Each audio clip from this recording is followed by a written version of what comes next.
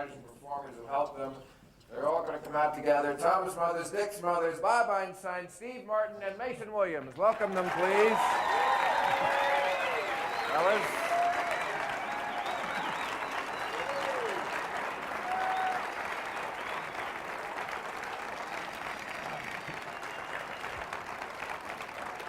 Okay.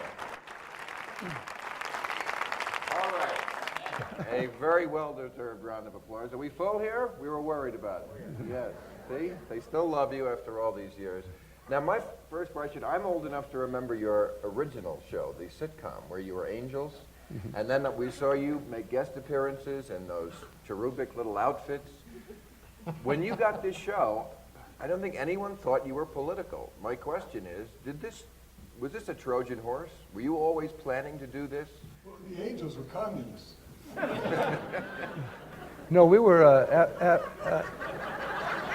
Because it was a big secret until you got this show that you were this political. no, we were not political until we got the show. After we got the show, in the process of, it took 2 years for us to be politicized, and the whole world, the United States was getting politicized. We just started seeing the war as something wrong, integration, and a lot of things were happening. And Bob Einstein, of course, never was politicized. He's still trying to find a career.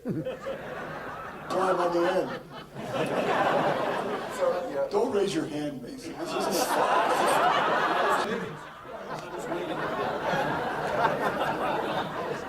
Well, Tommy and I were watching Mort Saul and all these people who, we sort of felt like that there was a whole segment of society that wasn't reflected on television. And he had just done this Angel show, and he said, "Man, I don't ever want to do a show without an audience." And he It was said, so vacuous, there was nothing of Right. value, and that's why I asked for creative control when we got the new... Right. That's why there never was another Angel show.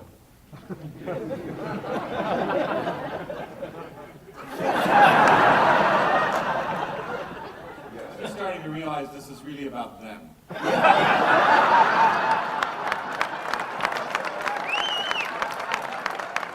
There's no real need for us to be here, is there? So far. Go ahead. Your value will be So- revealed in a minute. So yes, sir. the greening Stop of raising America. your hand, I'm serious. You're making me very nervous. This is not a class. Just put my hand in your pocket. Actually, I thought this was a serious question you asked. It is a serious question. I've always What been was it? curious What about was this. it? No, Mason I'm curious was, about yes. Mason has some good stuff. The show was really based on two things, and that was entertainment value, and then the commentary crept into it because I thought we wanted to reflect the times, and those times were evolving while we were doing the show. I'd like to As they say, usually do. on behalf of everyone here, to get this started, I'd like to thank two people. The Smothers Brothers, all seriousness, we would have no career without them. Tommy Smothers was a one-of-a-kind. He allowed us to do things no one else did, and I'll always love him for it. We all will. I know I speak for all of us. And two, That was supposed to come at the end. But go well, ahead. no, I'm leaving.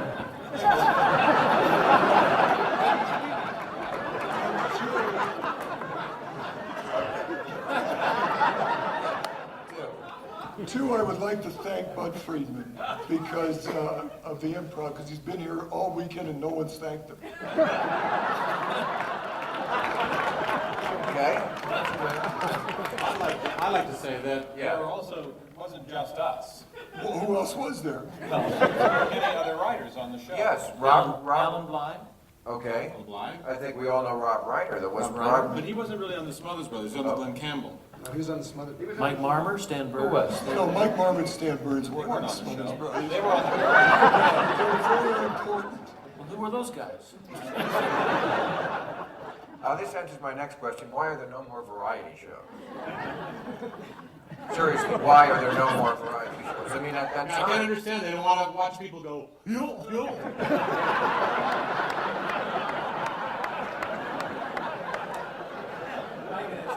Yeah, Madonna needs a variety show. Madonna. That's right, there were a lot of acts that used variety. You know, We had- this is the reason why we were canceled. It had nothing to do with politics. We just made no sense. No, don't talk to me right now. We're in the middle of saluting you. Why don't we show the clips. Shush. We do. We have more clips. Yeah, let's show. You said one thing. I'd like to get one question answered before we go to work. I want to say, Bob, Is this airing Yeah. on HBO? Bob, Yeah. you have, We haven't signed anything. Bob, I want to tell you. Don't worry, I don't even have makeup on. don't worry, you'll be cut out. We have makeup on. The point I wanted to make that Bob said something, You know what I think about everything nice I take back. Bob, you were only under control once, and the only time you ever worked for somebody was when you worked for me, and you were the same way. But when you said, that doesn't make any sense, does it? But you paid attention, that's a good thing. But you said, just in passing, you said we were canceled. Both Dickie and I. You were fired, I know. Then why'd you say canceled? I don't know. Can I say one thing? You said too much. Can I say something? Yes. I got a perfect $1 million question on Who Wants to Be a Millionaire, all right? And the final question is, Tom Smothers, brilliant half of the most brilliant, one of the most brilliant comedy teams of all time, was fired in 1968 9. for trying to express political views that were unpopular but were right. Is he today a state senator, ambassador to Guam, head of the United Nations, or North America yo-yo champion?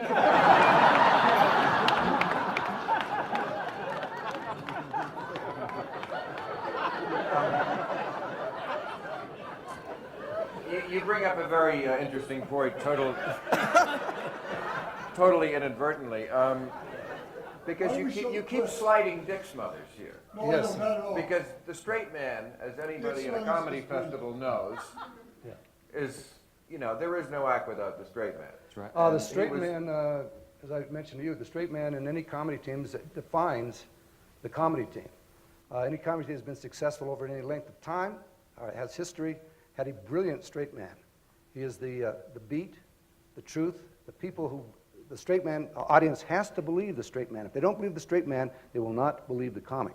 And that's with Dean Martin, Dan Rowan, Oliver Hardy, Bud Abbott, not you. He also controls the rhythm of it. Yes. To a certain degree. So Dick, take a bow. Dick Smothers, take it, get it gone. And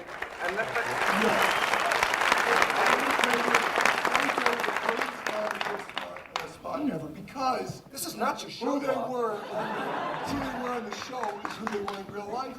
I know. So we're doing a piece to open a show, and Dick collected tremendous things. And he had just purchased the first Honda 350 in the United States. A motorcycle. A motor. Just filling in. They speak English. A Honda 350 could be anything. It could be a piano. Doesn't matter.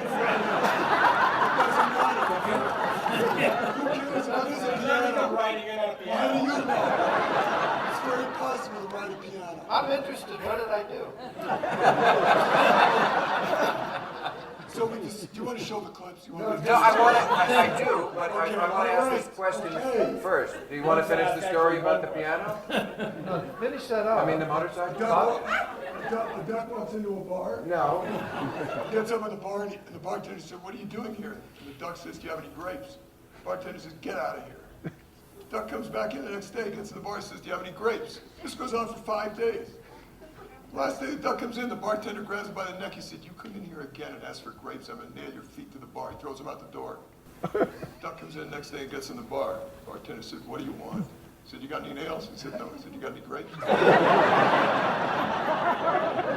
does that have to do with what we're doing? Give Bob Einstein a job, please. The Smothers Brothers was groundbreaking comedy. I'm gonna tell you the best Tom and Dick spot of all time. Dick owned a Honda 350 motorcycle. So we decided that we would open the show with a 2-spot where Dick said, Tom said, "I want to ride that." And Dick said, "You don't know how to ride it." Tom says, "I know how to ride it." So Dick said, "Okay, ride it." Dick leaves. And we take this earlier in the day where Tom was going to back through the big drum, and then we were going to reverse the film and the tape, and the star of the show was going to break through. Well, something happened to the motorcycle, and Tom went off the stage and crashed 5 feet below into the seats. And he's laying there, the wheel is spinning, he's going, "Oh my God." Dick runs down from his office, looks at the situation and says, "My bike!" Tommy said, "Your bike? What about your brother?" Go ahead. I won't say anything else. Groundbreaking television. Smothers Brothers comedy. Now, you were always reputed to be the one who was the most political. That's what I'm trying to get at here. Yeah. I don't know if you were just a go-along guy, or were you taken up by that too? Did you two have fights like Barbra Streisand and Robert Redford in The Way We Were? Don't be so political, or you're going to lose us our jobs. Sort of like the Dorsey brothers, Jimmy and Tommy, they fought constantly over tempo. Yeah. And so the nuance is what we fought over, not the content. I thought if we said a little less each show, we could maybe be on for 10 years Right. and still get the same amount of information across. You know. How does it feel to be right? All right. Let's go to the first clip package now. As I said, I'd rather remain as I am today, common, ordinary, simple savior of America's destiny.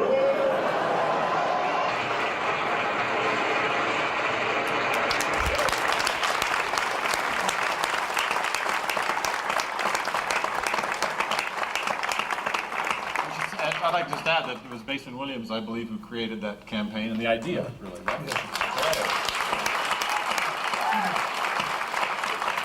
Actually, Tommy and I were at dinner one night, and we talked about this, and Tommy said, well, you know, most people, when they come on, they do a joke, and then they say, oh, I'm not really running for president at the end of the show. And we said, well, since we have a weekly show, well, that'll be a real platform for someone to be on every week and build on a campaign.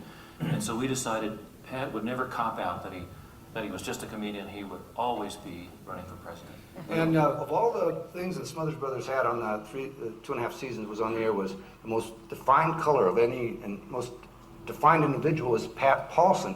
And he always saved a sketch. He always saved the sketch no matter what was going to bring Pat in. But running for president was a great way to do brilliant satire. And we lost him last year to cancer.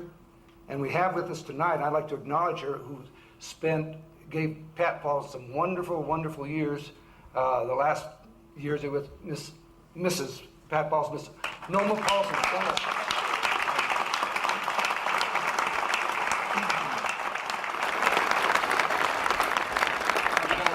just like to add that Pat Paulson was a hilarious comedian, just in nightclubs, and there were bits before he ran for president. He did a hilarious bit called the comedy lecture, which was just so funny. And I always remembered one thing he did in his act. Early on, he would have his guitar and he would sing, he'd go, try to remember. You know what was fascinating about Pat is you discovered him in a club. And at the time, he wasn't doing very well, so he would cop out in his act. Then when he would do our show, he was the biggest hit in the world. Audiences would scream, and he would still cop out at the end. Well, I met him in San Francisco, and Dick and I were just starting at Purple Line in San Francisco, and we had been working about 3 weeks, and this guy came in, and it looked old to me at the time. He always looked old. And he walked in, he looked at me, he said, after the show was over, we'd done 3 of them, they were really good. And he walks up and he says, I saw your show tonight, and I may make a suggestion. If you put a little more comedy into it, I think it'll really work. He came back about 3 weeks in a row doing this, and then he realized, who's that asshole? Come back here and keep saying this to me. And I found out it was Pat Paulson who had to act up the street. And that's when I fell in love with him. I did it was great. He also wrote material, and one of our most famous, I Fell in a Vat of Chocolate. That, From our album. Was, on one of our albums was, the song was written by Pat Paulson. Yeah. The great thing about Pat is if you wrote something for him, he made it work. Yeah, it was beautiful. He was As really opposed great. to us. Pat was just fabulous at staying with you to work it out. Yeah. Now, you mentioned his age when you first saw him. When you were doing this show, how old were you when you started doing this show in 1967? Well, we started, and let's go back, San Francisco, I was 20 years old. 20 when you 20. Started the business. He's 20. But when you had this network show, I think I was 27, 28. 27. Our first national television show was in 1961 on The Tonight Show's Jack Parr. That's when Yeah, but I mean, when you were doing this Smothers Brothers show, you We were under 30. still in your under 30. And these guys, when he came on, he was 21 and I was 29. 21. 21. You're all lying. was 30 years ago. No, I haven't, no, I, It's as low as I could go. I couldn't go 12. It's amazing how youthful it is. It's amazing that you people that age were taking on the CBS television network and the President of the United States and William S. Paley. And I want to get into some of this censorship stuff. Look, you have 72 episodes of this show that I think you own, but there is one that never even aired. Tell us about that episode, because that's the David Steinberg episode where what was so bad about the whole show that they couldn't air it? well, it was not the whole show. It was the weight. It was like a red herring. It was the David Steinberg sermonette, and it was Easter. Eisenhower had died, and Dickie was away, and now was it? Nixon had been. Yeah, before we go to, that was the one show I missed. I was in Sebring, Florida, racing the 12-hour race of endurance, and Dan Rowan, who I think is just the greatest straight man. CBS said he could stand in for me on the show, and so I just leave the show 1 week, and we're fired. See how it works? You know something? He never once blamed me. You know, never once said, Until now. Tell me. The thing about the David Steinberg show was that it had religious overtones, and a sense of humor is a sense of proportion, and they said that basically that crowd, That was the one thing that we could never say or do without tons and tons of letter. Anything religious, relatively, it was floods of letters, and they were always written. We would get compliments, and the letters would be typewritten, and we would get pans, and they'd be written like this: I hate. And I don't know, do I have this correct? The sermon that David Steinberg did, was it the Moses one or the other one? And had been done on the Tonight Show, had been seen on national television. Right. So as Tommy said, it was a red herring. It was the straw that finally. That was what broke It's an excuse. war in Vietnam. interesting point that it was 9 o'clock was the problem. 11 later, was not the crowd that got upset over things like Tom that. also went and talked to the NAB. Did you think that? NAB. NAB. National Association. Yeah,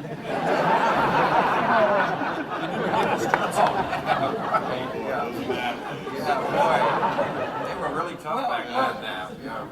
Why don't you relate that story? Well, I would ask, who were you fighting with exactly?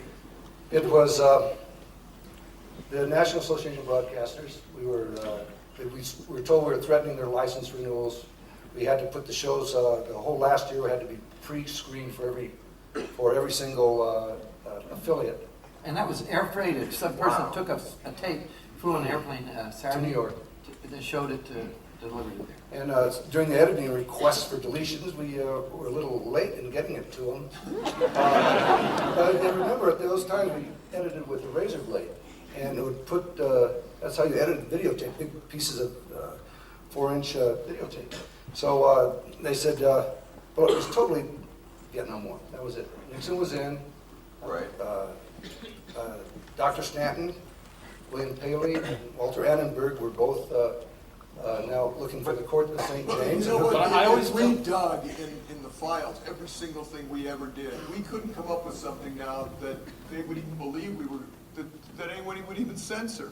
Yeah. It was so inane, and I never knew, because you kept us all in the dark as to what was going on. I shared everything. I never knew exactly why we were canceled or fired. Why was it because you went to Washington, or was it because we were delayed? We didn't deliver the show on time. You'll never know, Bob, because I know you have won't no tell heart. me now. You still owe me money. You didn't pay me for the last show, and that's 30 years ago. Whatever. I have a Raise your confession to hand make. if you're gonna talk. That's right. Go ahead. Steve. I always believed it was something to do with Nixon. I think it came right from the top. I just smelled it, I just sensed it. And it was It came Annenberg. from pressure from the White House, pressure for their license. And they could do that subtly. TV Guide was Annenberg, they hated it. But didn't someone say to you that if you don't go to Washington, when they cancel this, and if you back off, that they will, where they fired us, excuse me, if you back off, that they would put us back on? Didn't they say that? I don't. So that meeting you had with us, Came Until to an agreement. 1974. That's what I heard. Elvis went to see Nixon in '74. The show was canceled in '69. Which No, proves this it. was-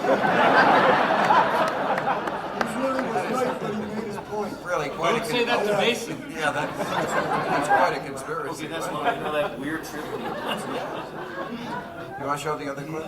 Okay. Let's go to, right, this is, we have, these two guys, two of the writers who got their start, based off on the way on camera. They said, also, aren't you the Einstein. youth of America's Dream with all this rock and roll Dave? and swimming stuff? He says, there's only two subversives, the Beatles and the Smothers brothers. That was Bob's Elvis to say. Ladies and gentlemen, here's Judy.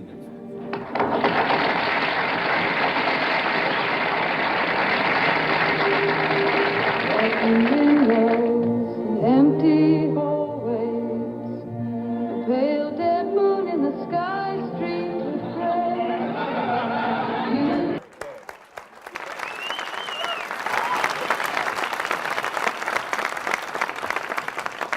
Now that I'm drenched in sweat. Yeah. And what have you gone on to do since then, Steve? I have to, first of all, Bob and I were writing partners on the show, and we had, fantastic times, and Bob was very generous to me. But I have to acknowledge Mason, who gave me my first job on the show, the Summer Brothers Smothers show, which was the Glenn Campbell show. And he hired me. It was a kind of a dumb premise. You wanted people under 30. It's like that. That time you're not supposed to trust anybody over 30. Right, exactly. So you needed people under 30 who weren't talented. So I was dating a girl, we named Nina, and we'd sort of broken up, and Mason started dating her, which is the way it worked in those days. And she gave Mason my material, and Mason, I guess, showed it to Tommy, and I was hired for the show, but I had no track record, no nothing. I wasn't in the union. You also had no office. No office, but I found out later I was making $300 a week, and I found out later that Mason was paying me out of his own pocket.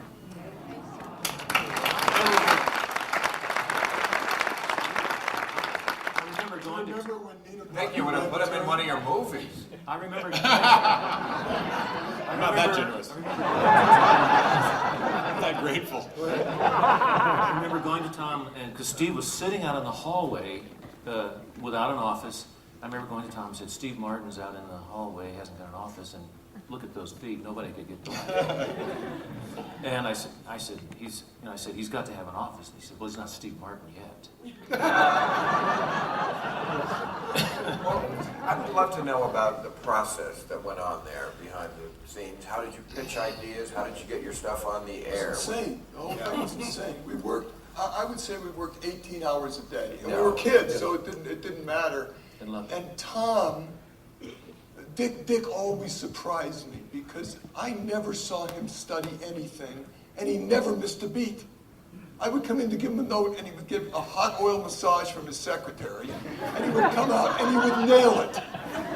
Tommy was into everything but memorizing his lines. He was into directing, watching the monitor, looking at wardrobe, hearing music, but he was so brilliant that he got laughs even if he missed the mark. I mean, they were truly unbelievable. And Tom and Dick Smothers, and I want to lay this a little more on Tommy, was the most egoless performer I have ever met in this business.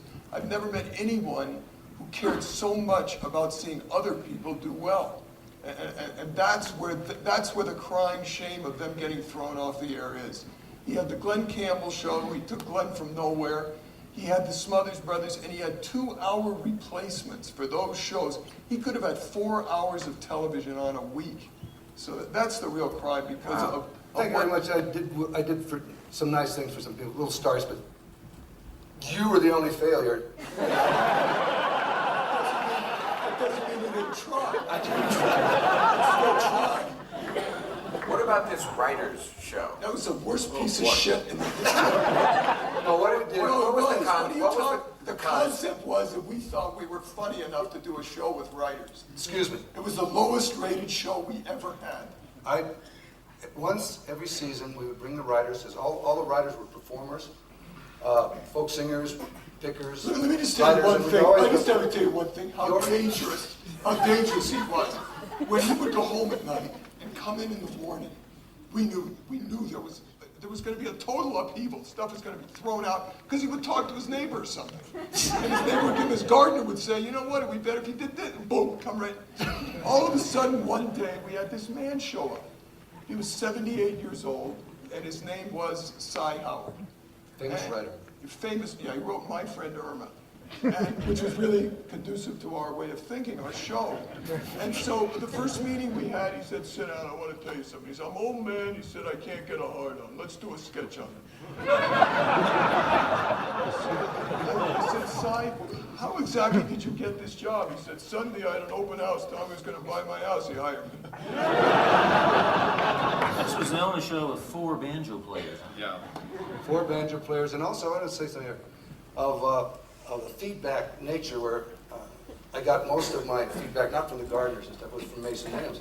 I bring a sketch home when, or a script home when we first started, he was just a writer, his first writer guild, being like Steve later on.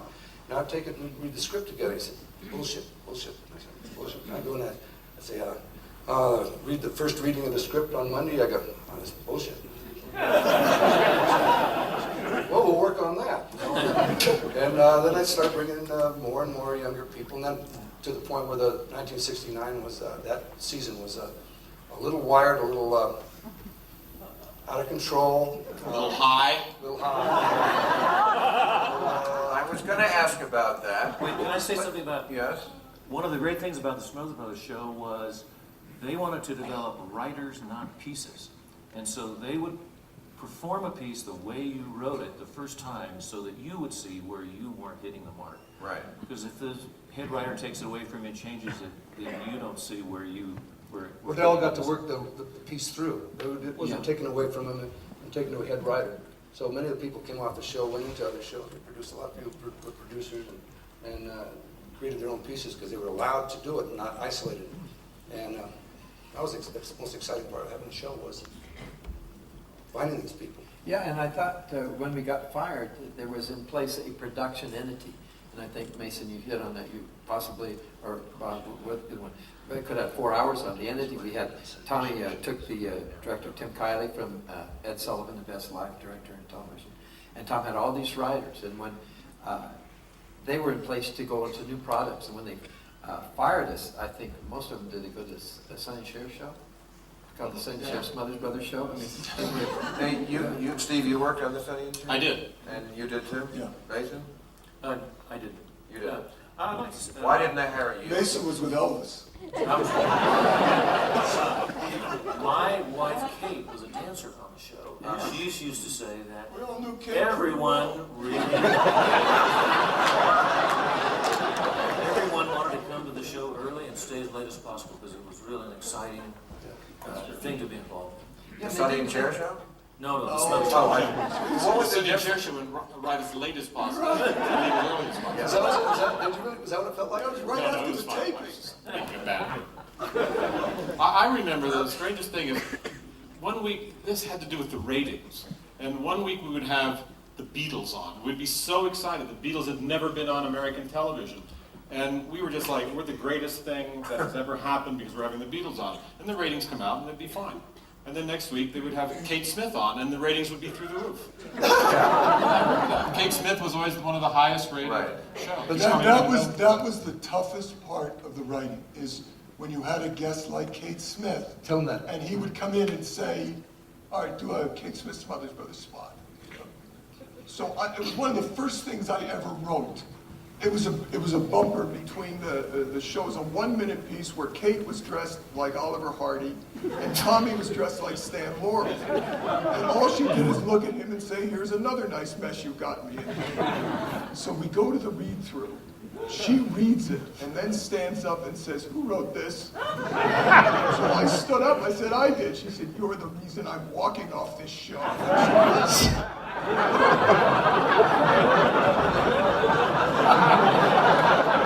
When you look back, it was quite sensitive of you. I didn't know that. I just thought she would love it. You're portrayed as a fat man if you're a woman. I'm gonna give you a great moment. It was very difficult sometimes to convince him to do things if he didn't want to do it. And we had run-throughs where we would run through for the writers and then all the executives and And the everything. writers always laughed at their piece Right. really loud. I came up with an idea that was a stupid idea, but I thought it might be funny, Tommy being a rock comic. So we dressed him in tight black pants and everything, and in front of him we had gorgeous girls, the dancers, screaming at every joke he did. And he would do a joke and then strike a pose. So in the run-through, we all died laughing, and he hated it. And I was standing as Officer Judy. But you always said, trust me, it's Yeah, great, it's it's going a to great work. bit. And I'm standing as Officer Judy next to him to protect him from the crowd during the bit. Now, while he's doing it, I can see the audience. He can't. He can just see the girls screaming. And he'd tell a joke and wiggle, and the audience is like this. The girls are screaming, so halfway through the bit, I said to him, Tommy, he looked and I said, you're bombing. You were right. All right, we should probably, yes, sir. Can I say, the philosophy of the show was that when an artist would come, we would try to present them doing what they did and then include them in something like Kate Smith would sing When the Moon Comes Over the Mountain and then be Sergeant Pepper. So it kind of revitalized their profile on TV in many ways. One of our first influences was Nichols and May, and our first run-in with the censors was with Elaine May on the show, doing a piece on censorship, and they took the whole piece out, and I screamed bloody murder, and the press is interested in this stuff, and it was the whole sketch that Elaine wrote was reprinted in the New York Times, ridiculing the concept of censorship. So every time that they would take something out, or there'd be something happen, I'd run to the press and start screaming. I said, oh, the poor boy, they were treating him badly. And we had to mention Another Mother for Peace in 1968. And CBS said, you must take it off. I think it was under pressure of 69. They said there might be a communist front organization. And we had to fight for that. So there was a lot of little things that Do you remember that when we were nominated for an Emmy, they censored our clip for the Emmy show? They wouldn't run it. That's the truth. They censored the Emmy Yes, clip? they wouldn't run it. And we won the Emmy. And it was a show. After we were fired, we won. Yes, and we won a show with David Fry, who was a great impressionist. And he did an ending finale number where he played all the presidents. And it was 5 minutes before showtime. This is disgusting, but it's the funniest memory I have. We couldn't find him. I was with you. Yes, and Steve and I are we go into the men's room, and in a stall, taking a crap as all the presidents was David Fry. He was rehearsing all his different characters. He was going, I'm not a crook. Thank you for sharing, Bob, as always. Let's go right on to the final. We have one more clip package because there were some other very, very talented. Those hairdos. A doily for your mind. How do you feel about that today? Those hairdos, yeah. No, I mean No. the doily. Yes, it's to a certain degree. It's an apt metaphor. Yeah. Well, I always believed that you could take the high road and stand up for your position. You know, I used to say to them, you know, CBS is like a high school. You know, you turn in your assignments, so they're the scripts, and they get graded and whatnot. And I learned all this stuff in high school about America, freedom of speech, and all this. And I said, I'm going to hold you to that. And I think that I was on solid ground. But, you know, earlier we were talking about... Some of us were saying before that there are things, most of the things that were cut out would be, of course, allowed today. Very few of the things that were political wouldn't be allowed on a show today. However, I think we should note that the drug jokes that we saw there today would not be allowed in some places. Those jokes that Lee French was doing. But they weren't interested in that. We got away with that. I know, but how did we lose that? How did we lose our freedom of speech about that issue? People started jumping off buildings high on LSD. What about... Well, you know. By that argument, we shouldn't drive cars. I mean, 50,000 people die in them every year. We don't make them... I think that the people in the business dying from drugs had a big effect. Well, let me say, I want to say, And what about the staff? let me, you know, As you're far as saying- drugs were Yeah, concerned, how high were you when you were I mean, this was 1968, 69. Wasn't part of the show. It wasn't. You couldn't afford to work 18 hours a day and be stoned. Believe me. I wasn't there. What a disappointment. All right. Oh, thank God, Those other 6 hours. Now, one question, you said, what happens, all these things you could say today? I've had people come and say, don't you wish you had the Smothers Brothers Comedy Hour on today with all the freedom there is of expression? There's nothing, you could put it on. Well, if you look at television today, there's no political satire in prime time. It's all Dennis Miller, 11:30 HBO. You're not in the prime time center. Right now, you could not do it again. There's an illusion there's a freedom of speech. And we're talking sex, drugs, violence, and vulgarity, but there's no content in it. You can make bathroom jokes and say suck and tit. And you can kill people and Where? do all that What stuff. show? You've never seen that in Veronica's closet. Yeah. Why are you watching that? Just to see Ted. No, I say you can say it. Anyway. It's still not a medium for ideas. Right. It's not even a medium for entertainment. It's an advertising medium that inadvertently presents some entertainment once in a while. Okay. I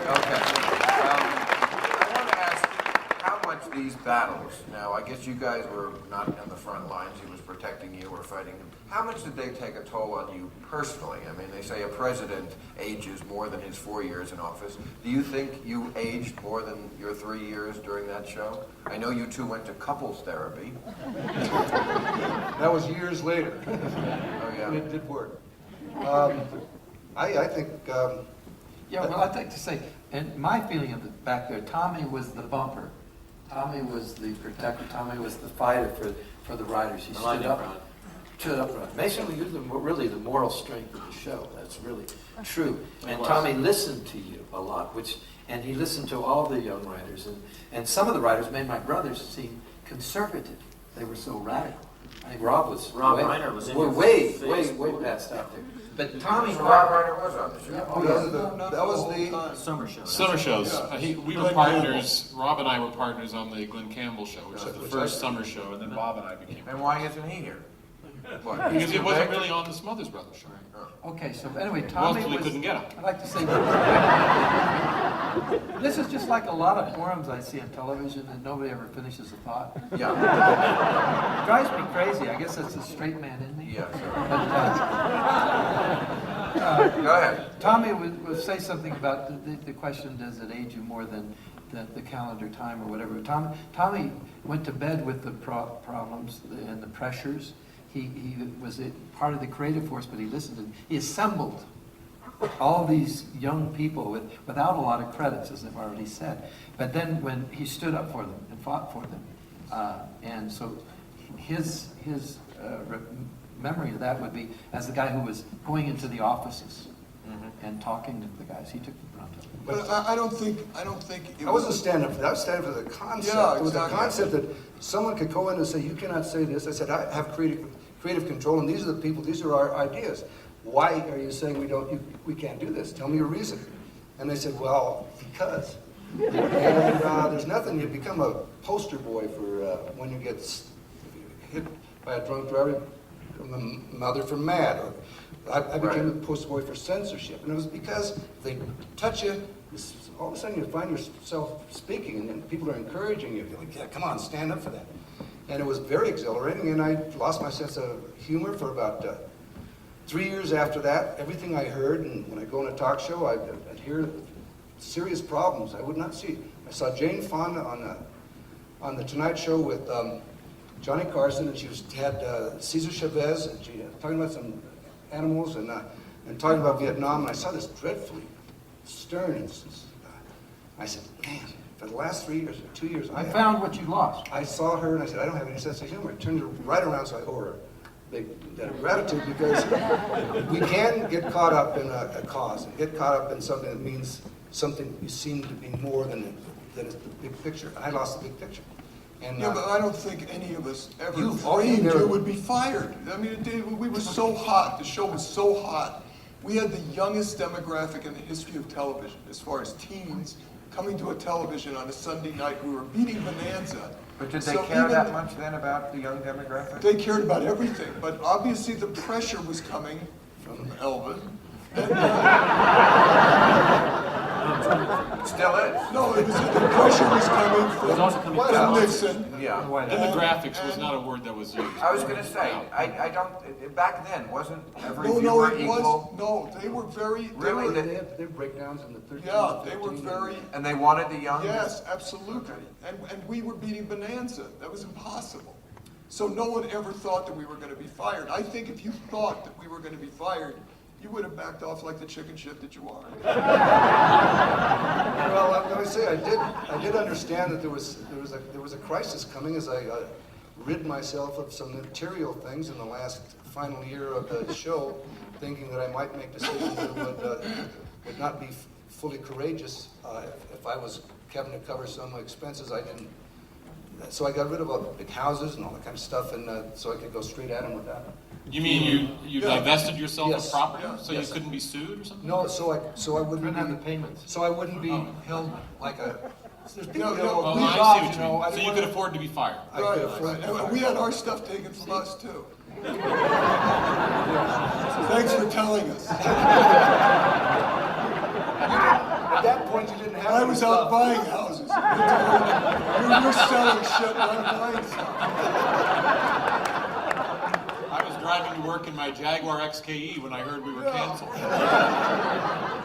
You went right to work, and 4 weeks later on the Sonny and Cher show. Yeah. We did it. I thought the show was a platform for the counterculture. That meant the music, the styles, the art styles, Right. and also the thought. And there was, basically the network didn't want us to be expressing that culture, which they did not supply, because they tend to want to have people on that, that are Support. from their factory, let's say. You You were, know, I was you were much too intelligent for our show. I was watching those clips. That opening clip, those opening clips were wonderful. I mean, there was some essence. I look back and I said, Jesus, maybe we didn't say anything. Maybe nothing would be worthy. But 33 years later, some of those things hold the power right now that on primetime television that would.